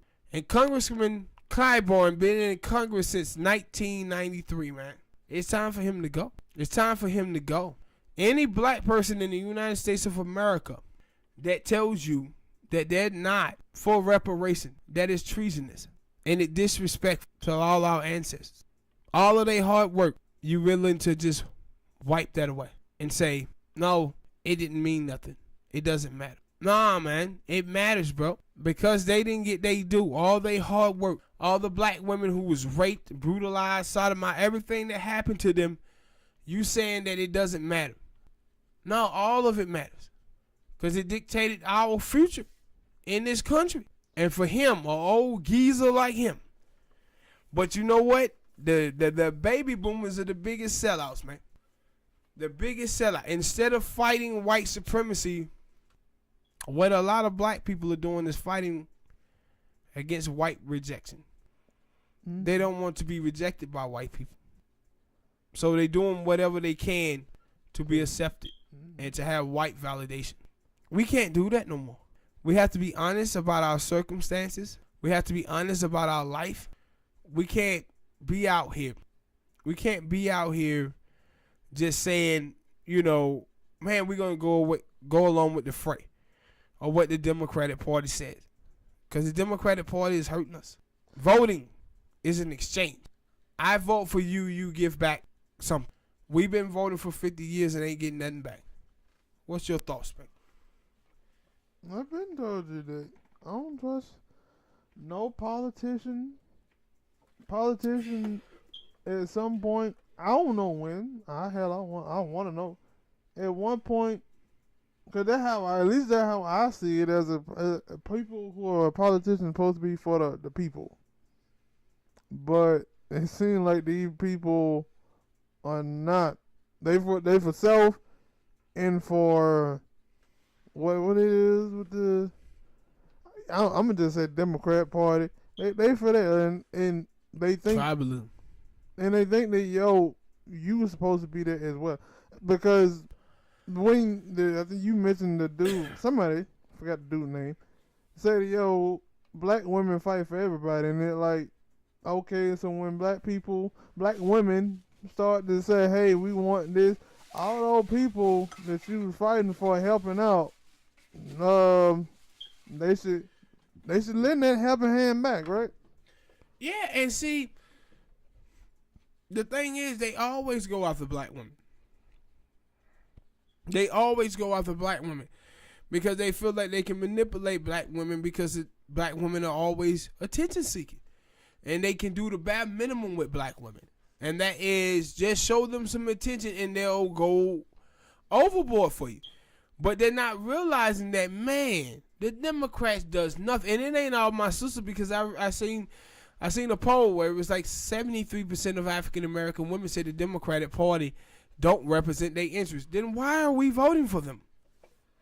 Mm-hmm. But I think that it's a thing that people have a hard time, because I like when Hillary was running, I didn't want her as the president. I didn't want her as a candidate. I was going with. I didn't vote for Bernie, but I was pulling. But it was like at that point, it was like at that point they showed that no, the Democratic Party, they were going to do any and everything to make it so Bernie wasn't going to win. And doing the same thing now. Yeah, and then now, and with you have Arizona Cortez and some other people who are actually coming in and saying, yo, the status quo of the Democratic Party is full of shit, and we need to change it, and they're doing it. And you would think they are now doing the bidding of Republican. Republican were supposed to be like, yo, we don't like that woman, Arizona Cortez. Well, the Democratic Party is saying, yeah, we don't like you. Yeah. She goes against everything that and Arizona Cortez had came out and said some things that I'm like, go sit your head down.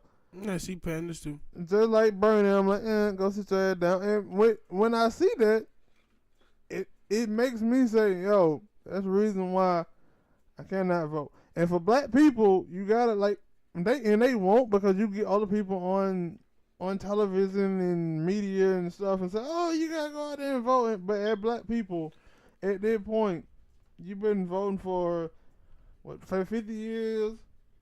However many years, you've been voting for Democratic for 50 years. And they ain't got nothing. And it ain't nothing happened for you, but you voting for immigration because you are genuine, good human beings. You want to see Mexican people get their stuff. You want to see Muslim people, Asian people. But when it comes down to you saying, yo, you want something, where are your allies? Yeah, where everybody else? The old people go quiet in the motherfucker. Yeah, where are your allies? And then when you see that, you supposed to say, oh, so that's how this is. I'm out. I ain't coming back until y'all give me what I want. But too many times, what I'm saying is, they don't do anything. Or you get people on the media who are obviously getting paid by these politicians and shit like that to come out here and tell you to go out here and vote for these people, knowing that they have no agenda, nothing for you to help better your life at all. And see, the thing is with the Democrats is just constantly vote against the Republicans because they're racist. Black women got the you can't vote away racism. You can't. But you know what? If you got some money in your pocket and you living good, racism is less effective. Mm-hmm. But with black people, we have failed for the okie doke of identity politics and tribalism, where we think like white people on Jewish thing. We look at the Democratic Party and say, yo, they the good guys. This is the same shit that white people do when they on juries after police officers and shot and killed someone. They look at the police officers as a good guy, so they start making excuses for them. And that's why they let them off. And it's the same thing that black people do with the Democratic Party. We start looking at them and saying that, man, they are the good guys. And we let them off the hook. But Martin Luther King Jr. said that the white moderate is worse than the Ku Klux Klan because they too busy focused on order and not focused on justice. The people, our leader that laid down his life for us, said that the white moderate, white centrist is our enemy. And for 50 years, that's who we've been voting for, the white moderate. It ain't no coincidence. It shouldn't be no surprise why we haven't done well, black people. Because we've been voting for our enemy. But black people allow for CNN and the media and they pastors and celebrities to get them to vote against their own interests. And we must stop. And if you're not going to stop that, stop having children, black people. Because what you're doing is signing your children up for a life of hell. Life of hell. And for Clyburn to come out and say he ain't for reparation, he's telling you he for a continuation of the hell that black people been living through. He never worry about it. His kids is great. His kids is great. His kids is great. But black people children are not. Mm-hmm.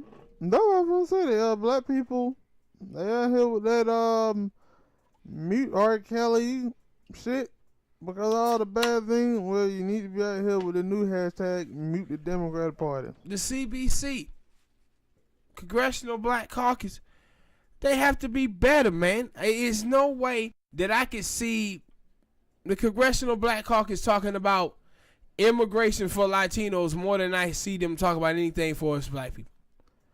I saw this post today where a person pointed out that on the Latino caucus Twitter channel, they say blatantly that, hey, we there fighting for the interests of Latinos, but on the black one, they don't have that we fighting for the interests of black people. And my thing, because they're not. That kind of went to colorism thing, the topic that we had. But when we look at Latino people, we have to also point out that 50%, or what is it, 40%? So it's a good percentage of people who vote, who are Latino people who vote for other Mexican people to get thrown out of the country. Yeah. And while black people are sitting here saying, yo, we trying to vote and help y'all out, they ain't even trying to help themselves out. So why the hell are we out here trying to help that out? Why? But see, when you say that they ain't trying to help themselves out, you wrong about that. And the reason why you wrong about that is this. The thing is that the white media don't tell you is that immigration do not help black people and it don't help Mexicans.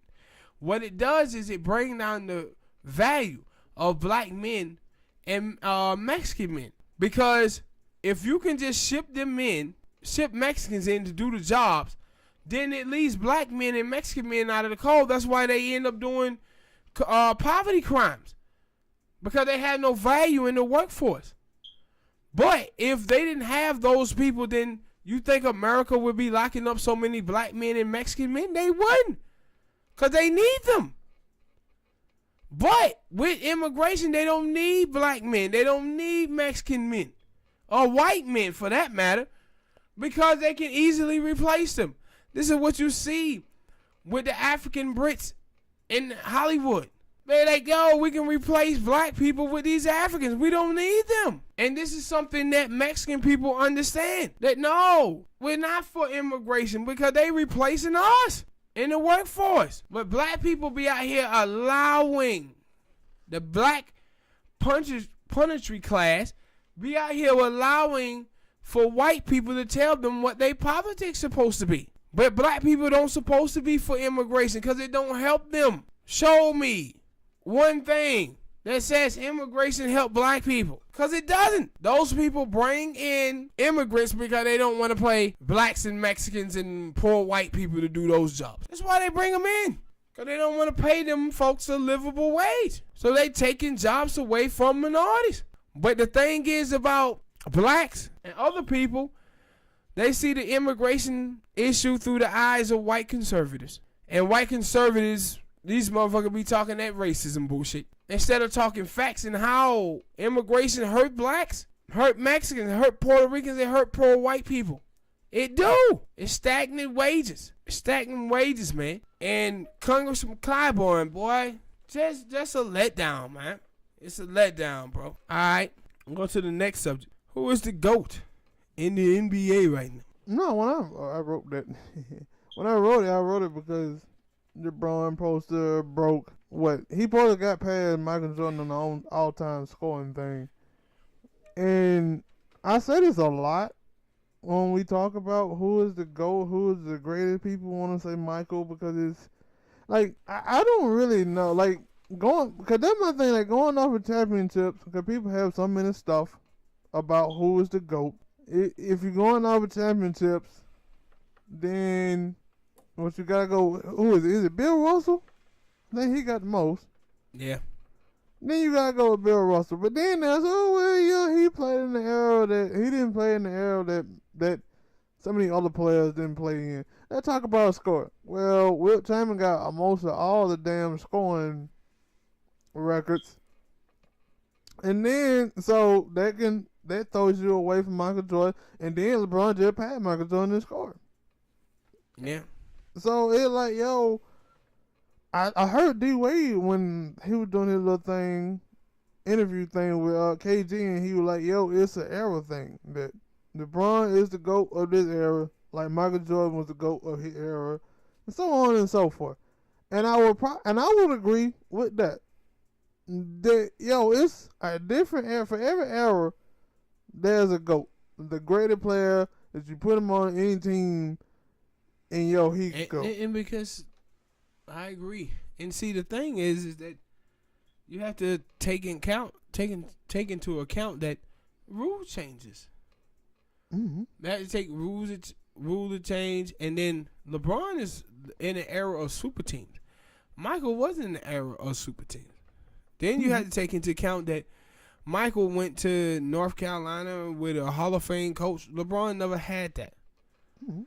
And like it's so much stuff like when you talk about his first years in Cleveland, and that's my thing. Like especially because when you look at Iverson, people not really necessarily don't say they say that he great.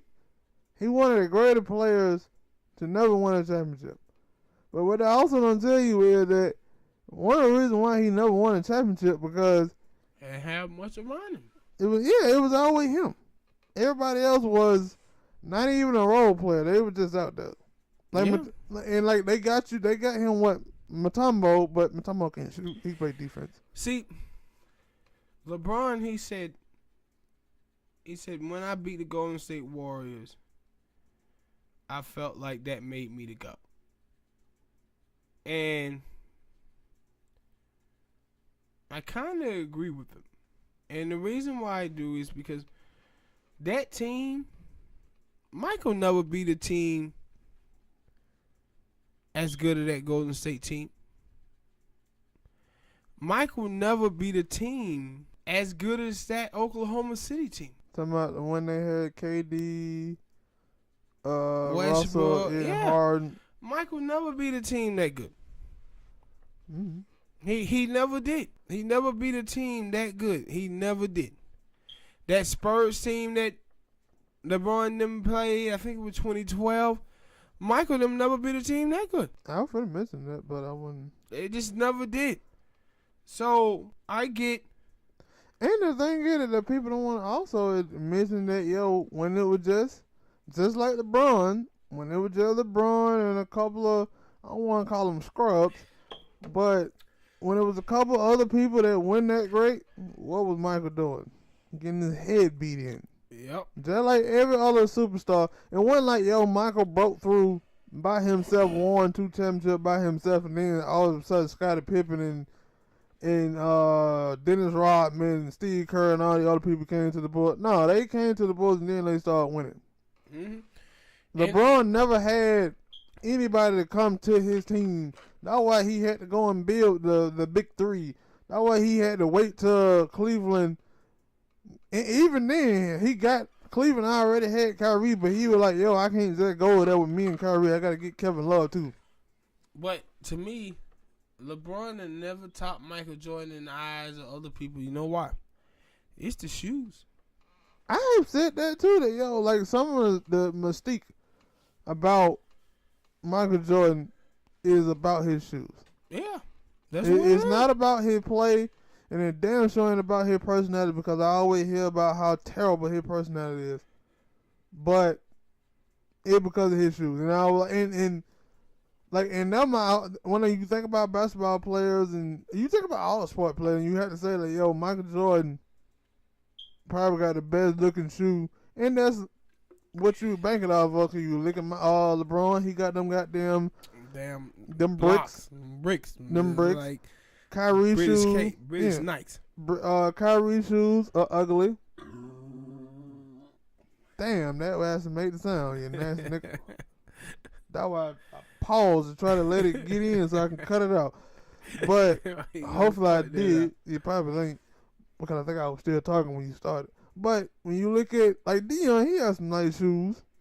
But Dion was a cornerback. He ain't the star player of the NFL. Steph Curry, shoes are ugly. KD, shoes are ugly. Tracy McGrady had some shoes that was okay. Yeah, some of them was like Kobe, shoes are ugly. Mm-hmm. Hell, if I could think of some other players' shoes, I would say, yeah, they probably ugly. And see, that my whole thing is that LeBron never had a classic pair of sneakers. Mm-hmm. Like not one that I see where I'm like, that's a classic. Yeah, and so that's why I was like, some of that shit from Michael Jordan is about his shoes. Okay, you watch Jordan and you like Jordan 1, classic. Jordan 4, classic. Jordan 5, classic. Jordan 6, classic. Jordan 7, classic. Jordan 8, Jordan 9, classic. Mm-hmm. Jordan 10, a lot of people don't like the Jordan, like them, but not like that. Jordan 11, probably the greatest tennis shoe ever, especially by sale-wise. Jordan 12, classic. Jordan 13, classic. Jordan 14, alright. But after that, they pretty much garbage. And I would, maybe now I feel differently because I'm a Miami Heat fan. Because I was watching the Undisputed, and I think they were talking about D-Wade, and Shannon said something about D-Wade was never ever considered to be the greatest player, like the best player in the league. Yeah. And I was like, But he no, he was like, even when, and I was like, because that was when I was a Miami, when I became a Miami Heat fan, that was one of the things I was saying was like, people always talking about LeBron supposed to be the best player in the league, but Wade out here balling. Then Wade got a championship before he did. That championship year and the next 2 years after that, Wade was the best player in the league at that time. Yeah, and when he said it, I was like, I was saying different because I was like looking at like LeBron saying like, you supposed to be the best player in the league, but I'm giving that thing to D-Wade right now. And then he came to Miami, and then he, especially after that first loss to Dallas, he really stepped his game up. And I can say, especially because that for some reason, I think Wade had started getting fat them next couple of years. And a lot of players started getting old. And I was like, LeBron became the best player in the league. But the whole year leading up to that, LeBron was LeBron. He was LeBron. And I was like, you still had Kobe. And then D-Wade ascended ahead of him. And I agree with you. I agree. I'm going to take LeBron. And I'm still. I don't think he's the greatest player of all time. I think Westcott is the greatest player of all time. Kareem Abdul-Jabbar. And that was another thing that I never did hear people talk about that. Like I never hear them bring up Kareem or Magic. I always hear them bring up like they'll bring up Bill Russell, they'll bring up Whip Templeton, but it like they never bring up Magic and they never bring up. Hell, I don't even think they bring up Larry Bird, and it like. But he ain't great. But no, my thing is when I said that is because for when I watched the 30 for 30 thing about the Lakers and the Celtics, they were like that what brought all the eyes to the basketball was those Magic and Bird. Magic and Bird, and it like they revolutionized the. Well, yeah, I guess you could say they revolutionized the game. And it like you never hear them bring up Magic is one of the greatest or Larry Bird. They always skip past those people. And with Kareem was about what 40? Yeah, but see that's the reason why they keep people. People are attracted to flash, man, and Magic was like a big dude who played point guard. Kareem Abdul-Jabbar, a center. And a lot of people that you talking about, you had to understand those people live in the now. And I agree with that. Yeah, they lived through the Michael Jordan era, and that's why they feel that Michael is the best. But you watch the people now who living through the LeBron era, they believe he's the best. That's the same way when you break it down in football. People who saw Jim Brown in his era, they feel that he's the best. People who saw Walter Payton, they think he the best. People who saw Barry Sanders think he the best. People who saw Emmitt Smith think he the best. People who saw LT think he the best. It's all about generation. Mm-hmm. What people saw and that what people didn't see. And what you're hearing is it's difficult. It's difficult for people to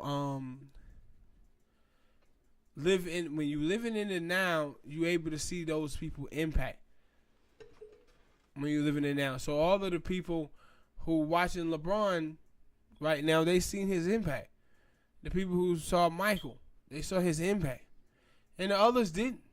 And no, I also like I have to go with the by era thing because it's hard. Like it's so much stuff that people are gonna throw up, and they're like, I ain't finna sit here and keep because because people start contradicting themselves. And like I said, like you hear people talk about the rings, and then you bring up that person ring, and then they say, well, they ain't play against that type of competition, and then they're like, well, he didn't play against. For Michael, like you said, Michael didn't play up against no Golden State. They didn't play up against no loaded Spurs team or OKC or none of them other teams that he did. But then they would say, well, Michael was a killer though. He was a killer. He played a different position, different style. Mm-hmm. Michael is a jump shooter.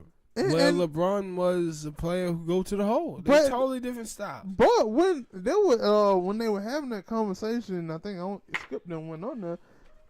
I forget who it was. I think it was Chris Broussard. He brought up the point that y'all talk about Michael making all these big time game winning shots and stuff like that. You do know LeBron had made more game winning shots in the playoff than Michael Jordan was. And Kobe. So, what is that? Like, what is your gripe now? No, they have stigmatized him as being someone who can't come in, who can't deliver in the clutch, and that's what people know. Mm-hmm. And now I was like, when I listen to these people talk, I have to just that's why I say like I can bring this conversation up because we have to have a productive conversation. But when I watch other people, I was like, no, they ain't even trying to. They just said, no, fuck it, LeBron ain't gonna know. And I heard some people say that, ain't no way ever anybody gonna ever be greater than Michael Jordan. Like, so you telling me a person can go out here and win 12 straight championships, be the number one in everything, and you still gonna say, no, he ain't better than Michael Jordan. And then when we come up to that, it gotta be the shoes. No, like they say, it's the shoes and it's the era of like people, man. People ain't nothing but a bunch of followers. We got sheep. Too many Indians and not enough chiefs. They allow for other people to think for them. They don't think for themselves. Next topic. Browns trying to trade for Odell Beckhams. Odell Beckhams. You said what you want to say, you dirty nigga. It crazy because he got a couple of possible. Cause I hasn't seen what they were trying to give up. They were trying to give up one of their good offensive line, good defensive player, and there was another player for Odell. And I say it was funny because with the Landon Collins out there as a free agent, speaking of free agent, like if we gonna make a video for that when all that stuff go down, probably so, right? But I just that's a prelude. But I don't like. They were like, yo, the Giants could have traded Landon Collins for a first round pick last year during the trade deadline, and they decided against it. And it like y'all could have had a first round pick, and you knew. But and Chris Carter was like, oh well, you know the Giants probably didn't know they weren't gonna keep him. Man, please, y'all was like 1 and something. You were terrible doing the trade deadline. You know it would not, and they had started trading away some of their players anyway. So you knew you wasn't going anywhere. So why not say, hey, they go ahead and ship Landon Collins out of here for a first round pick, right? Yeah. But now with OBJ, you just signed OBJ to a contract, and now you saying last season. Yeah, and I think last season they were talking about trading him, but then they got this contract signed, so now you like, yo, yeah, we thinking about trading OBJ. My thoughts are, when they do whatever they got to do, because I'm tired of hearing about Odell Beckham. Even though I like him, I'm just tired of hearing about the soccer. I hope he finds somewhere that he love and spot that he wants to play, because it's just too much. Do you think that, like, if it was to happen, do you think that will make them a better team? Yeah, I do. I do think it will make him. But they got Landry last year. They got a young quarterback, and they feel like, hey, let's stack the talent with them, and I think Odell can make them better. I was gonna say how that ball. Well, yeah, how that ball gonna fly? Cause you got Landry, you got but Landry, he's a Njoku. He's an unselfish player though. Yeah. So I think they'll be fine. I think it'd be a good trade. I wouldn't want to go there if I were Odell. Me neither. But I think it'd be a good trade. Me saying that, and then I would have to mention that I'm an Oakland Raider fan, and I'm conflicted on that though. I'm conflicted if I want Antonio Brown or not. I'm conflicted. I said it before, and I'm saying it again. I'm still conflicted. And not with your quarterback. Huh? Not with your quarterback. What you mean? He couldn't get the ball to the old boy. To Cooper? Yeah. Yeah. And so though I'm like, yo, I'm conflicted because I don't know. But we'll see. Like it's a lot of like last season. I was saying on the trade deadline, we seen a lot more trades than we normally did, and now in this free agency, we seeing possibly a lot of changes to NFL teams that may make it interesting. At least for me, as in the offseason standpoint. I don't know what it is about the offseason. I actually like it. I like the trade. Next topic. Who will make their new team better? Nick Foles, Joe Flacco, Case Keenum. This is easy. Nick Foles. You think they'll make them? Because I was wondering about that, and I was like, because I seen they possibly might be letting go some of their players.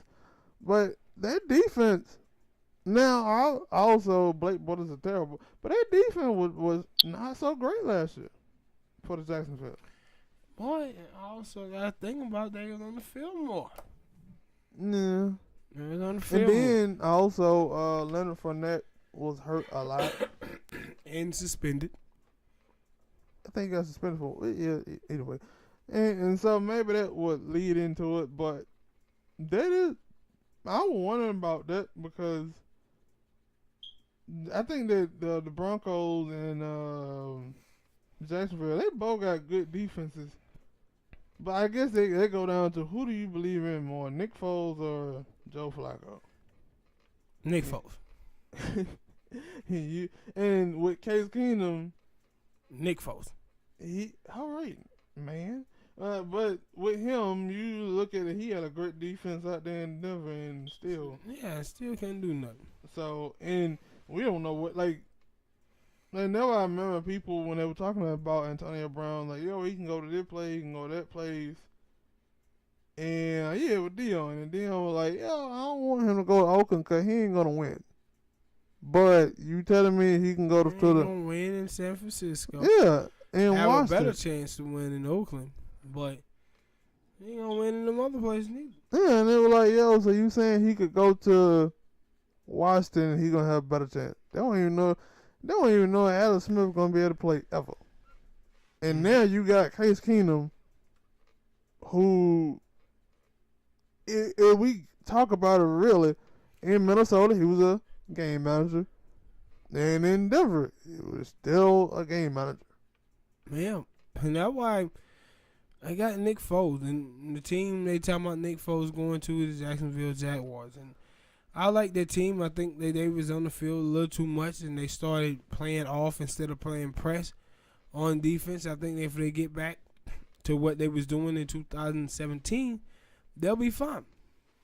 And yeah, my thing is for them.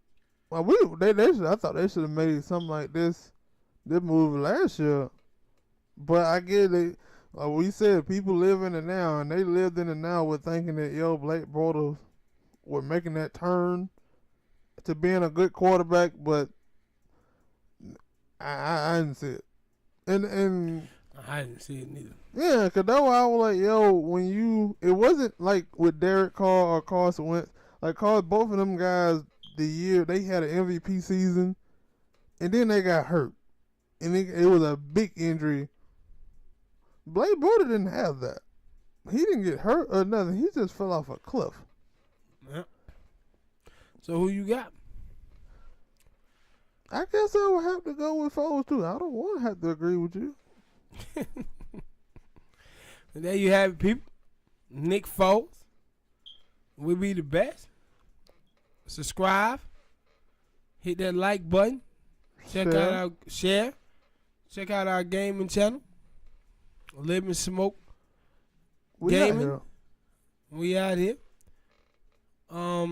Thank y'all for the people who haven't subscribed. Thank for the future people who subscribe. And we out. Peace.